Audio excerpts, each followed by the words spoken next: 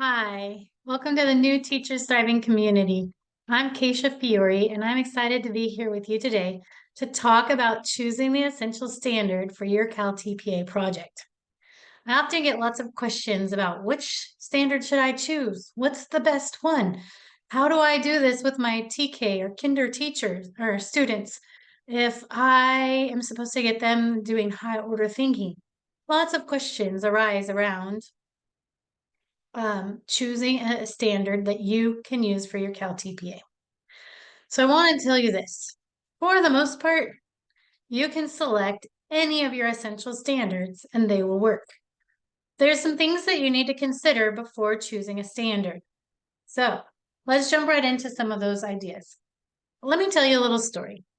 I met with a teacher who wrote their CalTPA, who got their score back, and they got a lot of comments about not having high order thinking in their project. This teacher needed to revise and fix the project in order to resubmit. When I was looking at the project with her, what I realized was she had chosen a compare and contrast standard for fifth grade that aligned with the second grade compare and contrast standard. What she'd done is read part of the standard, used what her team was doing, and wrote that up as her CalTPA. Unfortunately, the expectation at those higher levels is more along the lines of comparing and contrasting themes and story elements, etc., not the stories themselves. So it really put her in a real difficult position for editing, revising, or having to redo her project. It's essential that you know what standards align with what your actual grade level is asking you to do. So it's really important that you find what are you supposed to be doing at your grade level, that you unpack the standards, and we'll get into that in just a minute. So for your grade level, you need to determine what are essential standards. There are essential standards and there are supporting standards. The essential standards are those key standards that students need to master to be successful in the next grade and beyond. The supporting standards are the things we want them to be able to do that enhance the essential standards. For example, being able to write grade level writing is an essential standard. Conventions, neatness, organization, those are supporting skills that the students should learn and should have access to in order to enhance their ability to write at high levels, to be understood in their writing, things like that. But the essential is that they can write a narrative, or they can write expository text, etc. The things that they really need to be able to do to engage in content in all subject areas. Okay.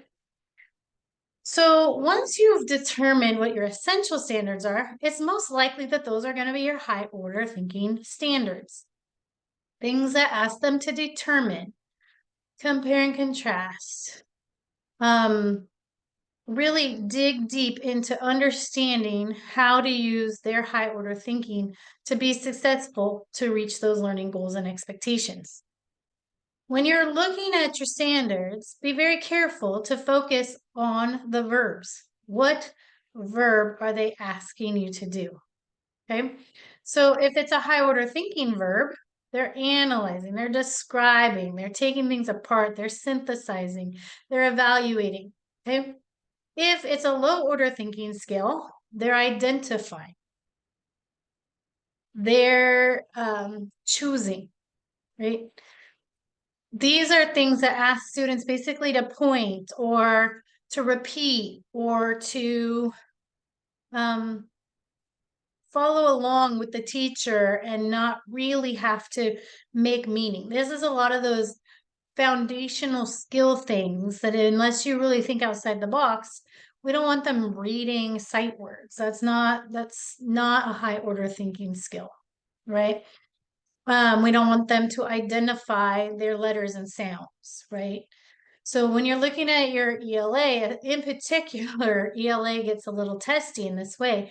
You need to really think about what is the verb asking the students to do? Are they being asked to dig in are there cognitive challenges in the lesson that you're looking at, or is a teacher doing most of the work? You don't really want to be picking standards where the teacher's leading kids to the correct answer. Okay, so when you unpack a standard, you need to think about some important steps. I'm going to give you 6 steps to think about, so that you can unpack a standard and know what are you specifically supposed to be teaching your students. The craziest thing is that even our textbooks, our grade level pacing guides, our Google Doc folder full of lessons created by my grade level for me to follow, many times miss the mark of what the standard's really asking for. So it's really important that you take the time and read the standard, get to know the standard that you think you want to use. So first step in unpacking a standard is read the standard carefully. I'd read it through 3 times, really considering what does it say. Then take a minute and identify the verbs. What are they supposed to do? What are students doing? And then what are they doing it with? The nouns, right? So are they comparing and contrasting 2 stories from the same story from 2 different authors? Are they comparing and contrasting themes of the stories that they're looking at? Are they comparing and contrasting story elements? These are the things that you really have to consider when you're unpacking. So read the standard, identify the verbs, identify the nouns and noun phrases so you know exactly what it is that you are supposed to be doing. And then determine how many learning targets there are in that standard. Sometimes there's 3 or more learning targets for that standard, 3 or more verbs, 3 or more outcomes that standard is reaching for. And that is really good for cycle 2, right? Where you have to have multiple learning goals, multiple lessons. You can build lessons that ultimately lead to one really good outcome. Don't leave things out. Don't guess, don't choose, don't pick and select. Read it in its entirety. Now let's talk about cycle 1. If you're on cycle 1 and you have a standard that has multiple outcomes, right? Multiple learning targets, that's okay. You're doing one of those targets because you're only teaching one lesson. So don't worry about that. It's not a big deal if you don't make the entire standard in cycle 1. But you will describe what the kids already know and where they're going to be going next so that you can ultimately cover the entire standard and all the different pieces of the learning targets. The 5th step is know the academic vocabulary in the essential standards, right?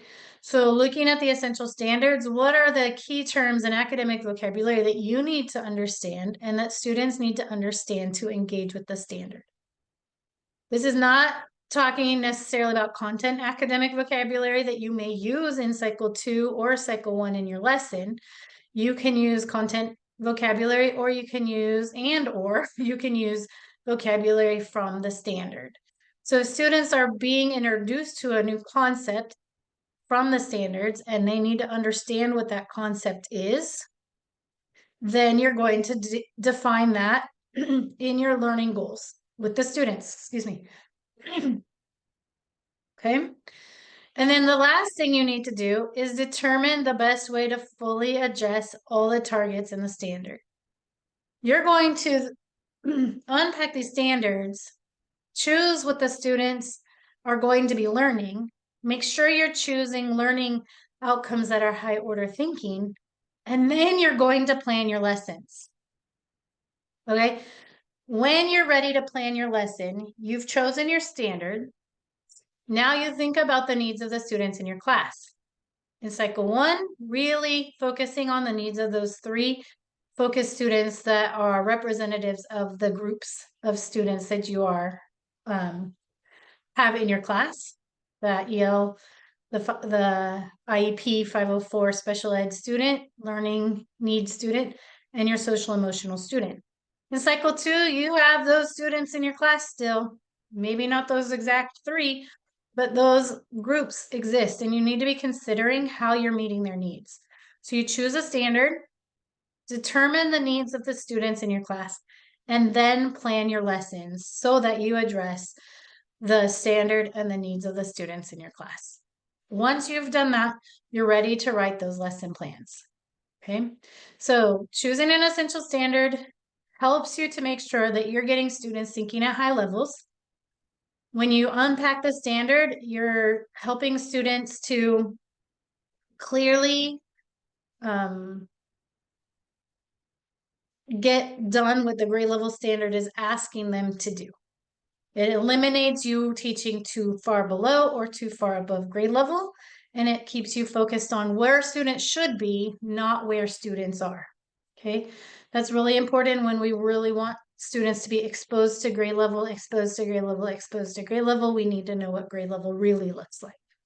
And then you're going to plan your lesson to support the needs of all students in your class. Scaffolding students who are below grade level to access and engage with grade level curriculum. So if you've got any questions, please reach out to me. I'd love to answer questions that help you feel supported.